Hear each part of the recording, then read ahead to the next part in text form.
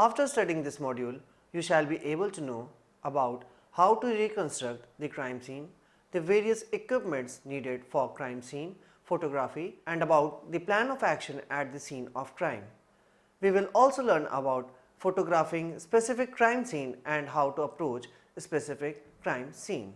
Now, introduction. The crime scene is the area where a crime, namely theft, robbery, loot or murder has taken place and from which majority of the physical evidence associated with the crime is obtained. It is concerned with the photographic documentation of evidence, crime scenes and autopsies for investigation and presentation of an argument in a court of law. It provides investigators with an initial point to define the characteristics of the questionable and victim. Primary scene and various sites have to be thoroughly examined for the purpose. The main thrust will be finding of some trace evidences at each scene of crime that relates to suspect with the victim. A crime scene photographer must be able to identify the target areas where probable evidence is located and suitably capture those areas by using various photographic techniques so that they are presentable in the court of law. Reconstructing the crime scene. After the initial walkthrough or survey of the crime scene, the investigator should mentally formulate a hypothesis of the crime, focusing on the likely sequence of events and the locations and positions of everyone present during the crime. Information like the following may be critical in determining the truthfulness of a suspect or the reliability of a witness. In this, shoe prints may reveal a perpetrator's every step. Second, fingerprints may indicate the things the perpetrator touched. Next, tool marks may signify points of entry, exit or where safes or locked cabinets are tried open. Next, blood spatters, bullet trajectories, the angle and severity of blow and stabs and the nature of the victim's injury can reveal the actual and relative positions of the assailant, victim and anyone else who was present during the crime. Next, the physical changes that take place in a corpse may indicate whether the body was moved several hours after death. The investigator should look at each piece of physical evidence to find out whether it supports this theory. Considering information obtained not only at the scene but also from the crime lab, medical reports of anyone who was injured and the medical examiner's autopsy examination. Anything that doesn't fit in with or justify the investigator's theory of the crime must be reconciled, otherwise the theory must change. As a result, the reconstruction of a crime scene is constantly evolving as more evidence is uncovered. The investigator or the team repeatedly test the increasing crime theory in contradictions of the evidence and does not make any assumptions although they have relevancy. An investigator may logically believe that a piece of evidence ended up where it did because of a suspect's action, but if the hard evidence doesn't support this belief, the theory must be held suspect. If a gun is found just outside the rear door of a house where a homicide took place, logic suggests that the assailant dropped the gun while escaping. Although that's certainly a possibility without solid evidence, ruling out other possibilities may be difficult. For all investigators known, the gun had been tossed there in an attempt to make a domestic homicide look like a murder committed by a burglar whom the victim supposedly caught in the act. Evidence like the spouse's fingerprints on the gun or the victim's blood on the spouse's shoe may of course change the theory, but until all evidence in a reconstruction is considered and explained, investigators can't reach any absolute conclusion. Now, equipments for crime scene photography.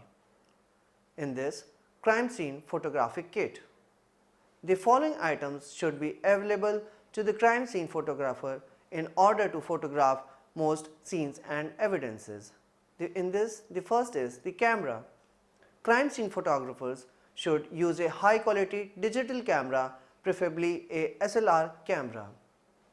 It has at least 10 megapixels and manual exposure sights and various custom settings in the field of ISO or sensitivity, focusing zone, exposure modes, bracketing modes, white balance, delay timer, mirror lock, radio trigger, step aperture and shutter speed, etc. are usually suitable for crime scene and evidence photography. The body of the camera should be sturdy and water resistant since the field of crime scene is always vulnerable to variable situations and need immediate action for collection of evidence. Next is normal lens. A normal lens provides the best perspective for most of the photographs.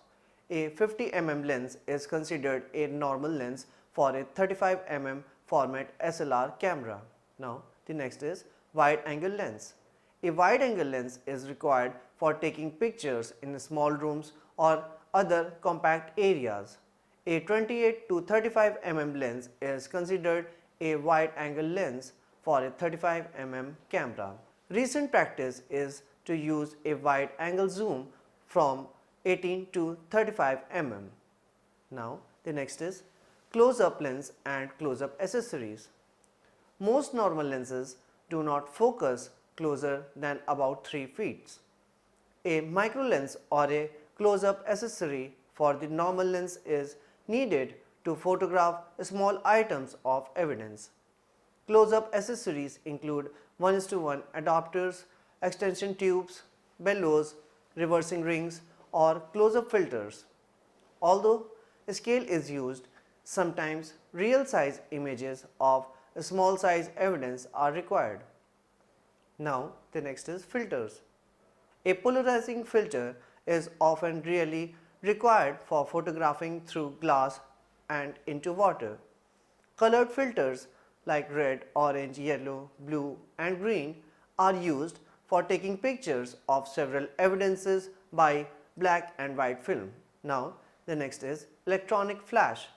Electronic flash, especially with TTL exposure measurement, provides additional light that is often needed when photographing indoors, outdoors, at night, filling in shadows, in bright daylight scenes and for lighting evidences. Now the next is remote synchronizing cord for electronic flash or the radio trigger.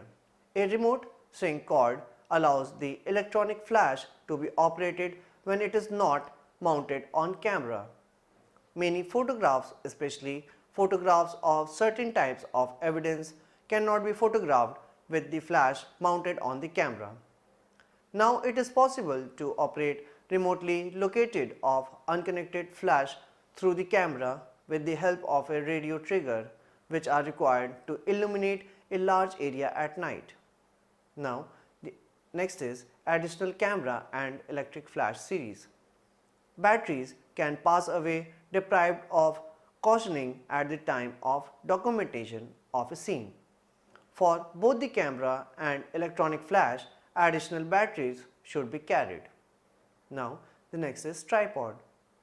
Sturdy and lightweight tripods are necessary to make the camera rest on stationary locations for long exposures and for positioning the camera during certain types of evidences photography. Now the next is digital storage card. Adequate memory cards of suitable formats for the camera used with faster reading and writing capability.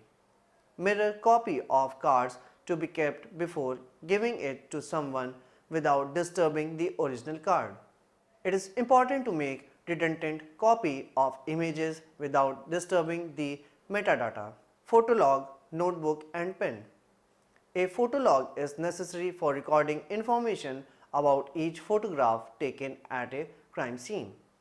The notebook should be carried for recording various notes regarding crime scene. Now the next is scales and tape measurements. Different scales containing 6-inch and 36-inch size should be taken for snapping drives kinds of objects. Long tape measures with large numbers are occasionally needed when taking pictures of large objects of evidence or large spaces in a crime scene. Now, the next is ABFO2 scale. A ABFO2 scale is the preferred scale for photographing injuries. This is extremely essential item which judges the actual size of the evidence by seeing the image photograph. Now, the next is angle finder. An angle finder is used to help position a camera for photographing certain types of evidence at the crime scene. Now, the next is color chart or color control patches. Color chart or color control covering are valuable for color mentioning the injury photography. Now, the next is 18% gray card. A 18% gray card is used as an aid in getting accurate exposure. Now, the next is index cards and felt pen. An identifier is essential in a picture. We can give a number or identifier on an index card and place it in the photograph. Now, the next is flashlight. A flashlight is helpful to observe in dark areas by shining the light on evidence from different angles. You can see where it is best to position the electronic flash for a photograph. Now, the next is plan of action in crime scene. The main course of action includes managing a crime scene, includes careful examination of the area, note taking, sketching, photography, and collection of physical evidence. The crime scene must be approached in a methodological way and certain steps must be performed before others. There are basically 12 steps involved in the organization in a crime scene search operation.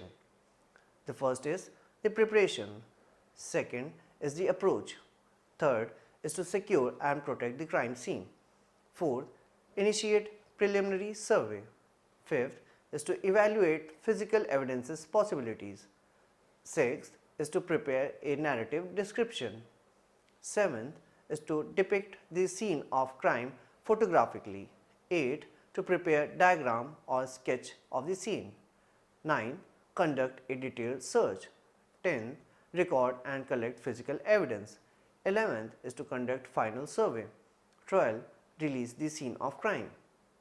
Now, the scene of crime photography. The well-known phrase, "one picture is worth 1,000 words," certainly holds true with crime scene photography. Sciences in crime investigation could not be carried on without photography. Out of all the sciences used for forensic investigation, photography plays a vital role and is a visual means of communication. Photographs consist the single most important form of demonstrative evidence used in the court of law. Before any items are moved or even touched, the crime scene should be photographed. The photographs should be taken to clearly and accurately depict the scene as it was found. The paths taken by the criminal to the scene, the point of entry, the exit and the escape route. Detailed photographs should be taken to show items of physical evidence in the condition in which they were found by the investigator prior to their removal. Now, the following items of the scene of crime should be photographs: the main site of the scene, then the route of approach of the scene should be photographed, then the point of entrance, and then the location and position of the scene, then the evidences like injuries, weapon, hair or fibers. Next, the evidence left by the criminals like weapon or bullets.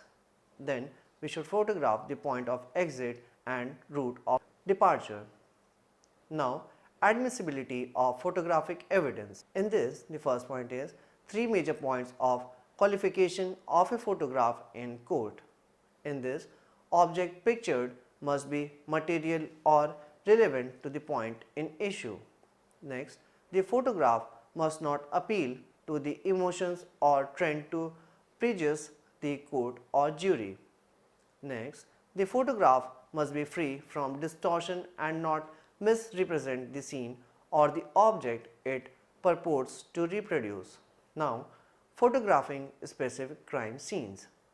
Each crime scene has unique characteristics and the type of photographs needed will be determined at the scene by the investigators familiar with the crime. In this, the first is specific crimes. Each crime scene has its own particular features and the type of photography required at each scene will be determined by those features. In this, the first is homicide. Murder has been called the most heinous of crimes, the taking of another human life. It is a curse to humanity and demands swift and satisfactory resolution. It will be important to photograph any signs of activity prior to the murder, any evidence of a struggle or of forced entry if an indoor scene, and the views of the position any witness had of the crime. You will usually have to attend and photograph the ensuing autopsy as well as taking photographs for your own information. You may be asked by the attending pathologist to take photographs of anatomical significance for his information. Now, the B is suicide, other dead bodies call. When attending a suicide or any other deceased for the matter and there is some doubts as the circumstances of the death, treat is at a homicide. If the suicide turns out to be a murder, you have covered it fully. Now the next is burglaries. Photographs like residential or commercial burglaries. In this, you should first photograph the exterior of the building, then the point of entry, then you should photograph the entrance into scene, then the interior views, then you should photograph the areas from which valuable articles were removed, then you should photograph the damage to locks, safes, doors and the tool marks, then article or tools left at the scene by the suspect. Then you should photograph the trace evidences, then the other physical evidences. Now the assault or the injuries. Assault and other injuries crime firstly require a general overall photograph of the victim prior to detailed photographs of injury. An assault victim can be photographed like a mini crime scene with general photographs, mid-range and close-ups. When photographing bruises, bite marks and other injuries close-up, use a scale to show the size of the injuries. Photograph at 90 degrees to the injury to avoid distortion, and use a small aperture especially on curved surfaces such as an arm or finger to increase depth of the field and so ensure the entire injury image is sharp. Now the next is trace evidence. In this, the shoe and tire impression. The same principle applies as in general crime scene photography, with the photograph showing where in the scene the impressions are located. This can be indicated with a marker alongside the impression, which is left in position when the mid-range and closer photographs are taken. Of course, a scale is always included in the photograph as well as identifier with the date, location and initial thereons. It is important to keep the digital plane of the camera parallel to the surface bearing the impression. It is equally important to use an oblique light source to reveal the detail of the impression. When using flash in this way on an impression which is outdoors and in sunlight, cast a shadow across the impression to enable the flash to create a greater contrast and so reveal the detail in the impression. while a shoe impression can be photographed in one frame. A tire impression, however, needs numerous frames which must overlap, and here it is important to have a measuring tape along with the impression to show the scale and to enable the photographs to be joined if necessary. This particular image is depicting the same. Now the next is blood splash patterns. Photographs of blood splash patterns, whether they be on a floor, on a vertical surface such as a wall, or even overhead on a ceiling, must be photographed with the film plane parallel to the surface bearing the stain. A scale must be included on the same plane as the surface.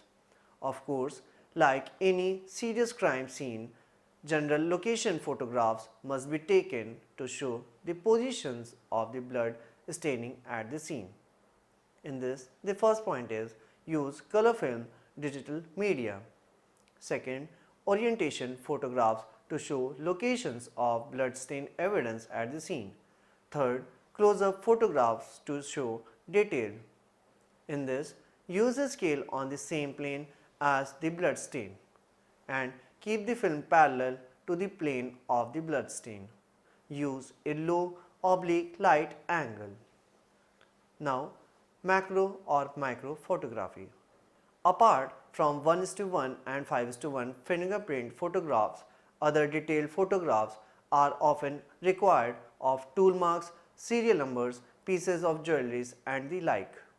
The focusing of a lens so-called to small objects, especially when an extension tube is used, requires the use of the smallest possible aperture in the camera lens to ensure maximum depth of the field and clarity of detail of the items being photographed. Next is to the specific type of fingerprint subjects. In this, the first is normal and dust prints.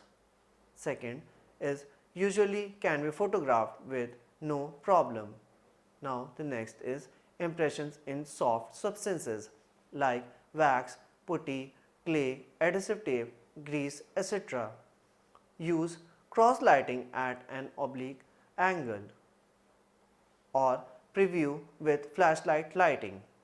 Now on the porous surfaces, you may need to use close to a 90-degree lighting angle and to preview with flashlight lighting. Now on glass and mirrors.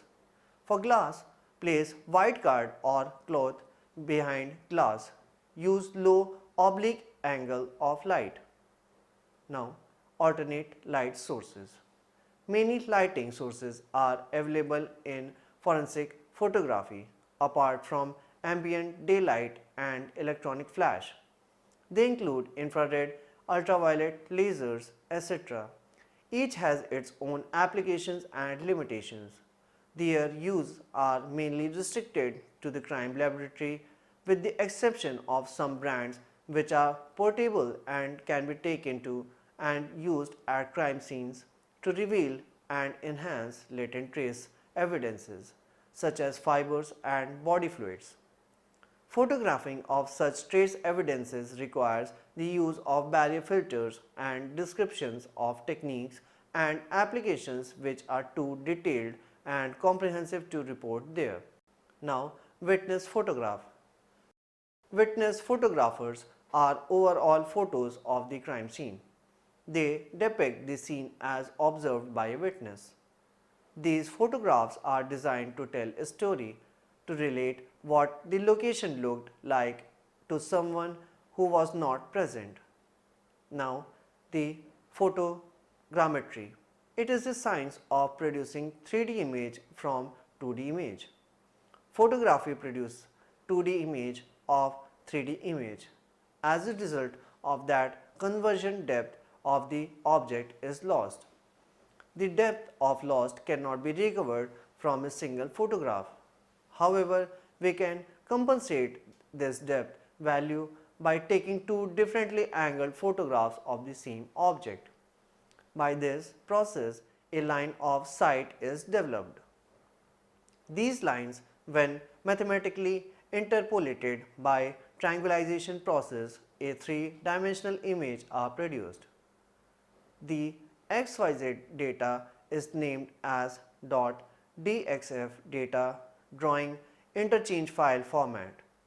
The .dxf data, when exported in user-friendly CAD program, it produces a 3D image using eyewitness and crime zone software. Now, approach to the actual crime scene. Now, the admissibility of photographs. Negatives are also important if enlargements of certain areas are to be made for comparison. Negatives demonstrate that the picture has not been altered. Now, videography. Videography has a great potential for the purpose, and a video camcorder should be an instrument of choice to record the scene of crime. Images should be captured in the highest quality setting of the camera with external additional light source where the illumination is not enough. Large areas of the scene can be converted, showing the interrelationship among the locations and relative distance with elevation. Results can be played back immediately. Original video cassettes or the memory cards are to be submitted for evidence. Since no editing is accepted, the video shutting should be made in such a way that only relevant portions are recorded crisply. Now, laboratory photography. In scientific crime detection, the camera plays a paramount importance among laboratory instruments. Photographs provided a record of the initial appearance of evidence, a record of observation made after subjecting the evidence to scientific examination. Now, the sketching. Sketches are handy in depicting the scene of crime. Along with photograph, these sketches provide ideal presentation of the scene. Now, the summary. The crime scene is the area where a crime, namely theft, robbery, loot or murder has taken place and from which majority of the physical evidence associated with the crime is obtained. After the initial walkthrough or survey of the crime scene, the investigator should mentally formulate a hypothesis of the crime, focusing on the likely sequences of events and the locations and positions of everyone present during the crime. Crime scene photographers should use a high quality digital camera, preferably a SLR camera. Out of all the sciences used in forensic investigation, photography plays a vital role and is a visual means of communication.